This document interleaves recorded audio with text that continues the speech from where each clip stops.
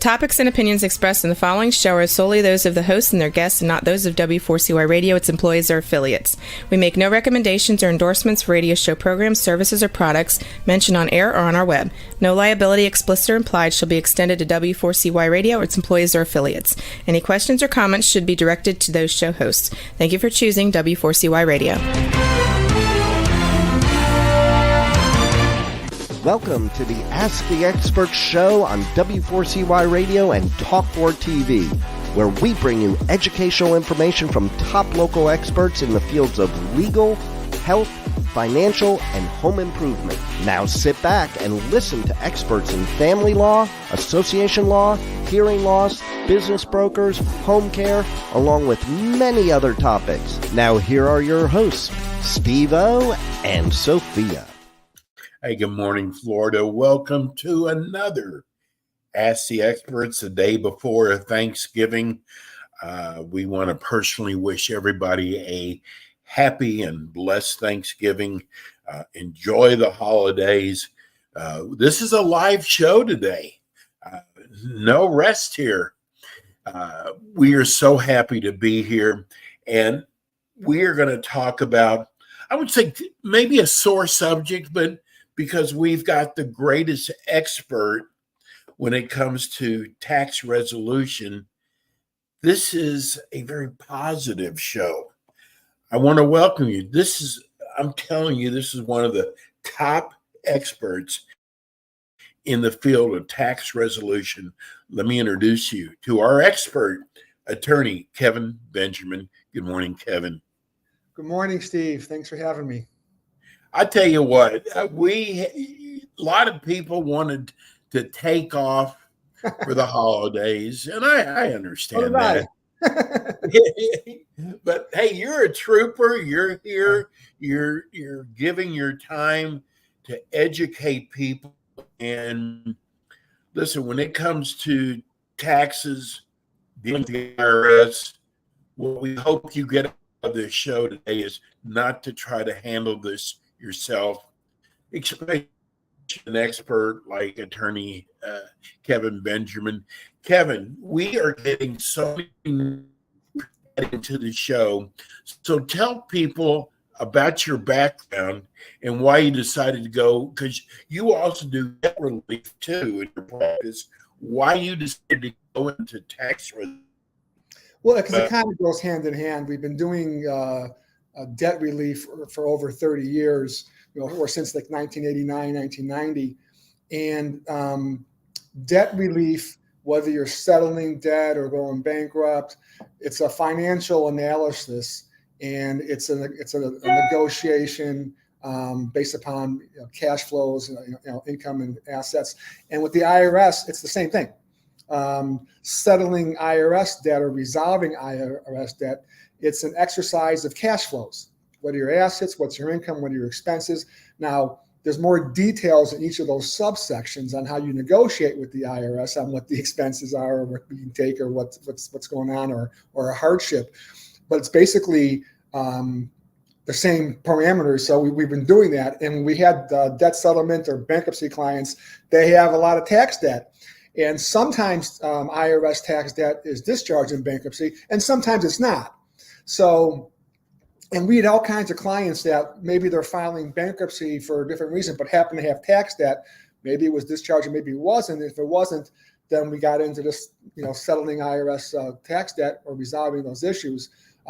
Some people come for just a tax resolution, and a lot of different firms can't analyze them, or they don't analyze them to see if it's dischargeable. Just last night, I had a consult with a client, a couple or potential client. A week or so ago, he had $40,000 in potential debt. Now it's $110,000. So that's how fast things happen. In 1 week? He got some new letters a couple of days ago. So the situation changed a little bit. But there's different tax years. So, he was happy to see that we had a background and a possible another option. Now, we're not looking to file bankruptcy for him, but my job is, what are your options, the pros and cons of each, make an informed decision. So that may be a last resort, but I'm going to analyze that for him. And I explained to him, I got to analyze each tax year separately. because there are exceptions to the dischargeability rule, and see, is all of it dischargeable, some of it, or when? Is some of it dischargeable next month? Maybe we wait. It's all part of the planning of the process, and knowing what we have on the back end for a possible option if he has to go that way, because we would try to resolve it with an offer in compromise, or maybe an installment agreement or partial pay installment agreement, or in his case, maybe try to get him what's called a currently non-collectible hardship, where they just can't collect and can't levy him. So there's all kinds of an analysis and different steps we could take. My job is with a quarterback going down the field, trying to read the defense. You know what I'm saying? So, what are the options? What's plan A, plan B, sub 1, sub 2? If they go here, we go there, like a coach trying to look a couple steps ahead of the game.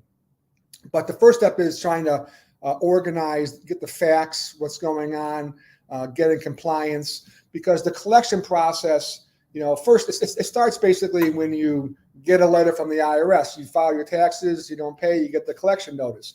That starts the collection process, which continues until you either pay or the statute of limitations expires. Then there's different steps in the collection process, where maybe they're going to send you out a notice of intent to levy, or final notice, or maybe they levied you or liened you, or all those other kind of things. So there's a lot of landmines trying to step around. But to summarize your question, we got into it because we did a lot of we handle business as well, restructuring or even business IRS debt. But we got into it because we had a lot of clients that just happened to have the tax debt, which coincides with being in debt, whether it's bankruptcy or settlement. And there was different rules, and it was very similar. So we got a lot of experience over the years of negotiating with the IRS. And then what happens is it's such a huge market with the IRS, because they're the biggest, baddest, most well-funded collection agency around. And to try to take them on by yourself, that's just crazy.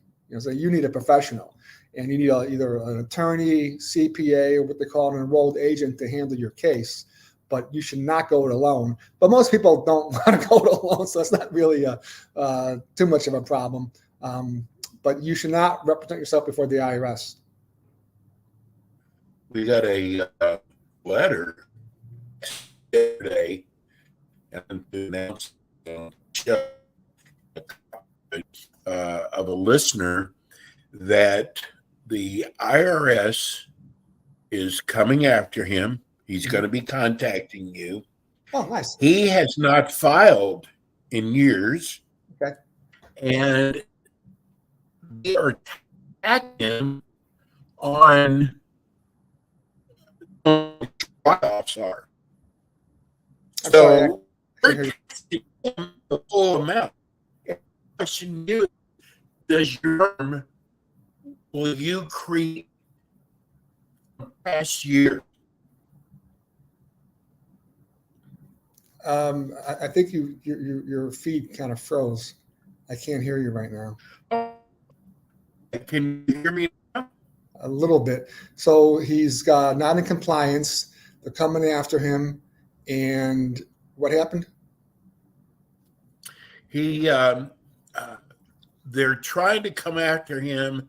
They do not know what write-offs are.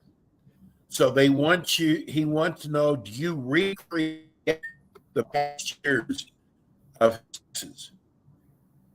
Okay. So yes, there's a couple of stages to the resolution process. Okay. The first step is the investigation discovery. We'll pull IRS tax transcripts on all the years. Let's investigate it like an attorney would on a case to see what's happening.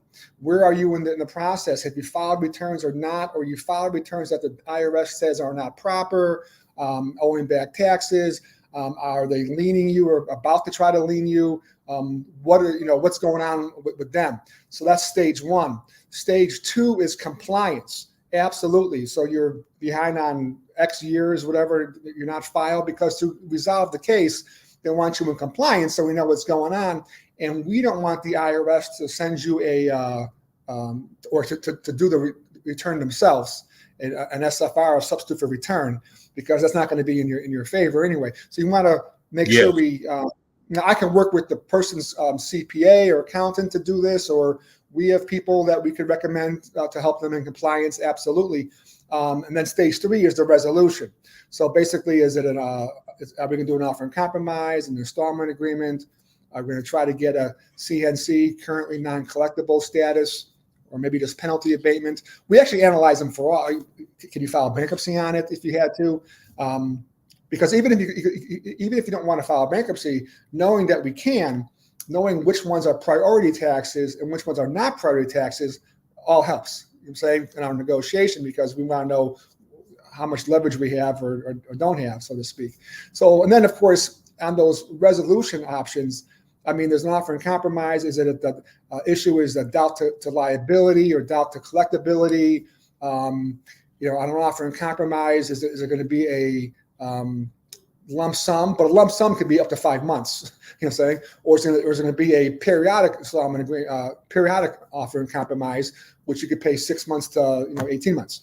So then there's the partial pay installment agreements or full pay installment agreements. So there's all kinds of the main programs, and then there's some sub programs, and then how much do you owe? If it's $25,000 or less, and you're on automatic payments, they're not going to lien you. All kinds of ways to resolve things inside those sub resolutions. Now we analyze it for all of them because we want to know what the best one is, or if we're going to try to offer an offer in compromise, we want to be able to argue that it's better than an installment agreement, for example, because the IRS is going to analyze you the same way as well. If you're offering, pay whatever the percent is of your debt, even whether it's full lump sum, 1 month or 5 months or the over several times, what's the value of the lump sum? Or the IRS will say, well, that's great, but maybe you qualify for that, but if I get an installment agreement, which could be up to 72 months, I can get, this much. So depending on how much is the difference, the IRS may say, well, you may qualify for an offer compromise, but it's turned down, do an installment agreement. Or we try to negotiate the cash flow situation and the assets, what they can afford to pay, get it close enough. Well, first of all, if they get it under, the offer compromise is the better option. It's probably going to be taken. If we get it close enough, there's also the idea that, well, the phrase "a bird in the hand" is worth two in the bush, whatever it's called. I'm saying.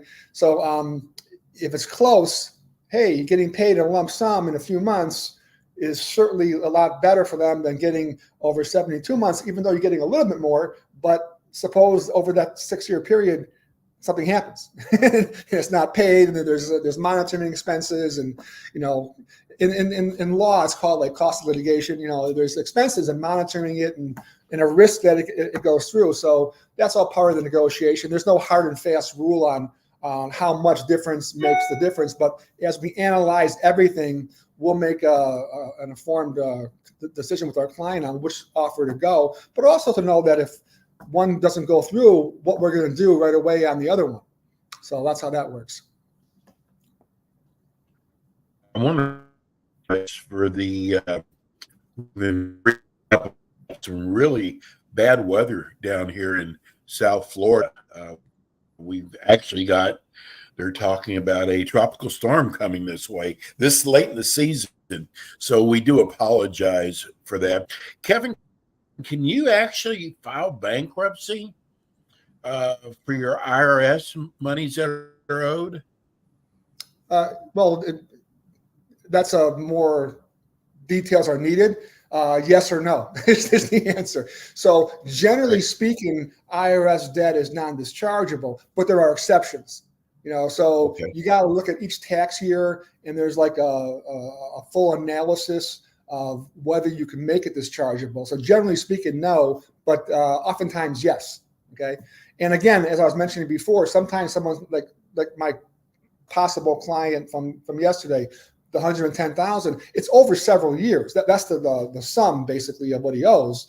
But it's not a matter of is the 110 dischargeable, which years are dischargeable. Maybe the whole thing is, but you got to look at each year. Some years maybe, some years not. So maybe the 110 is all dischargeable. Maybe it's 70,000 is discharged and 40 is not. And then maybe of the 40, some of it's dischargeable in December, maybe some of it's in March. Can we wait? What's going on? That's part of the strategy. So yes, you can discharge taxes in bankruptcy. It's not automatic though. So you need me to look at it for you. Here's a text that just came in from Milton in Orlando. He wants to know his father is having problems with the IRS. They live in Scottsdale, Arizona. Are you able to assist him? It's the IRS. Yeah, it's federal. So you can actually do any city in the United States. Yeah, any state. I mean, it's federal law. We can do that. Okay.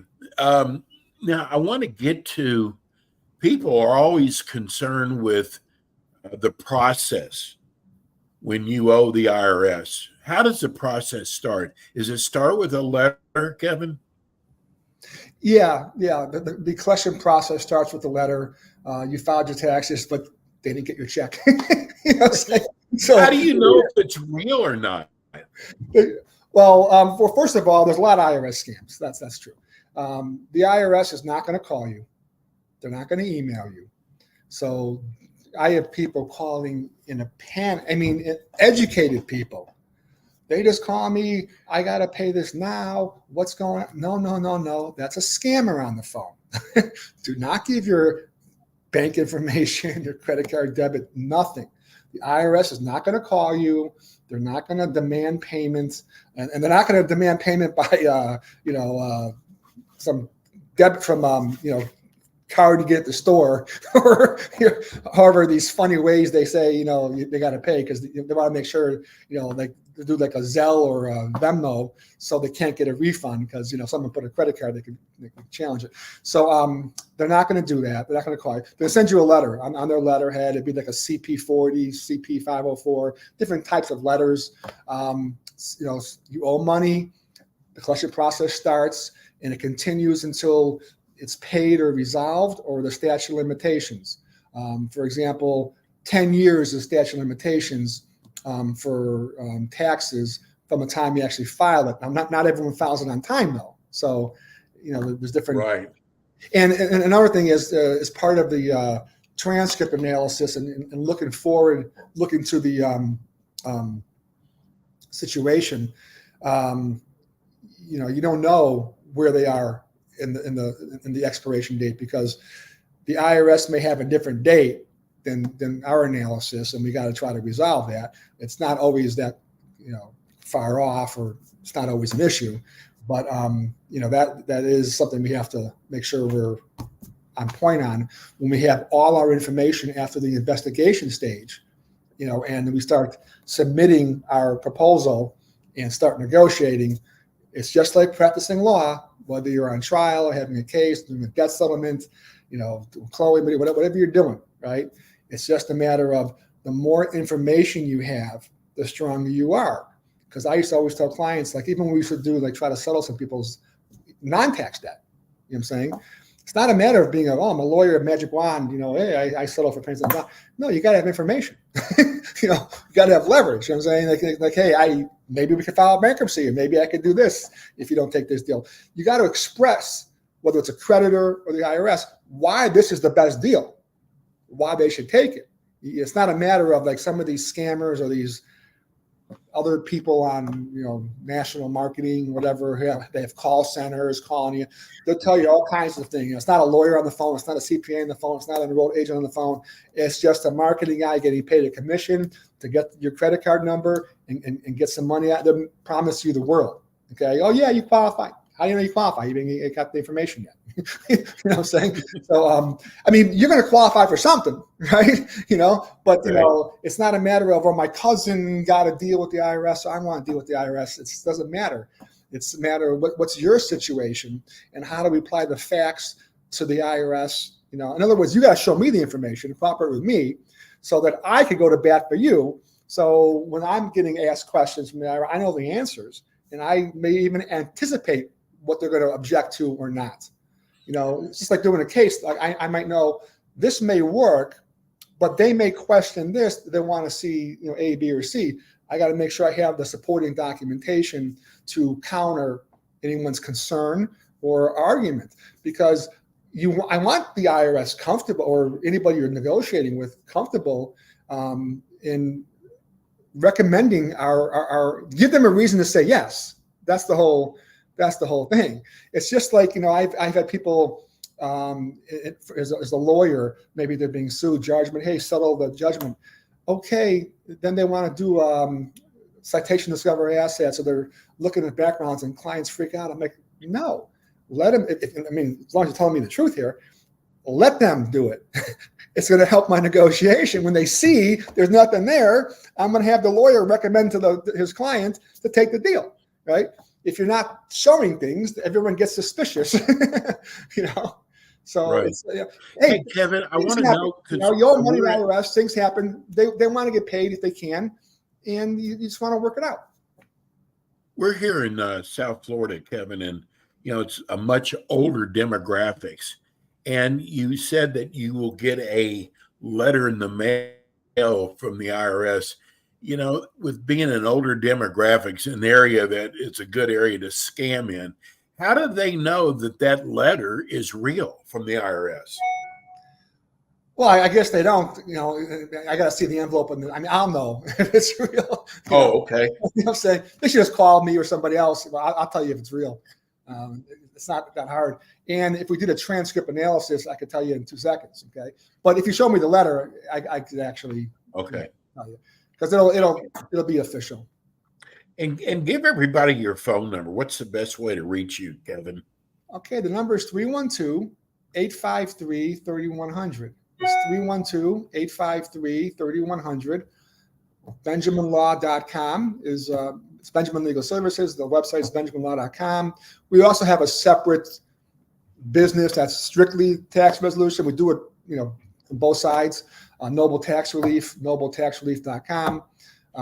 Either one, you're still getting me. So it doesn't matter. There's so much tax business that it's just a whole new structure. That website is just tax resolution. The Benjamin Law, we do consumer debt and we do taxes. We do both, either way. But I'm going to try to get this text in, Kevin. Mm-hmm. Great show. Thank you for bringing us an expert like this. How do you know when the IRS contacts you, how much time do you have to get back with them from the first letter? Well, there's different letters. So you call me because there's different stages of the letter. And also, like, clients may call and say, oh my God, they're about to lien me or levy. Lien is just putting a lien. Levy is actually taking the asset or the money. That's not always the case, because it's got to be a final. They can't garnish your account till after a final step is made, even though the previous letters make it look like there's an intent to levy. They actually can't at a certain point, even though it looks that way. So sometimes the clients, they are in that situation, but sometimes they're panicking. And the good news is they're not there yet. And if they are there, we can do a collection due process, appeal, and within 30 days and put a hold on that. And if someone got their money taken or asset levied and we did that and we're successful, we can get the money back. There's a process for that as well. So we just got I'm sorry, Kevin, we just got the 1 minute warning. Tell everybody again how they can reach you. Kevin Benjamin, 312-853-3100, BenjaminLaw.com, or even our tax resolution page at NobleTaxRelief.com, either one. There's on the website, there's a contact me information. Just put your name and email in there, and I'll call you. Or you can go to Calendly.com if you're familiar with the Calendly calendar, Calendly.com/Kevin Benjamin, and just get on my schedule, and we could talk. Attorneys at BenjaminLaw.com. You can email us, info@NobleTaxRelief.com. Either way. Great. Kevin, thank you so much. Have a wonderful Thanksgiving. You too. Kevin will be back with us again next month with more Ask the Experts. Thanks, Kevin. Bye-bye.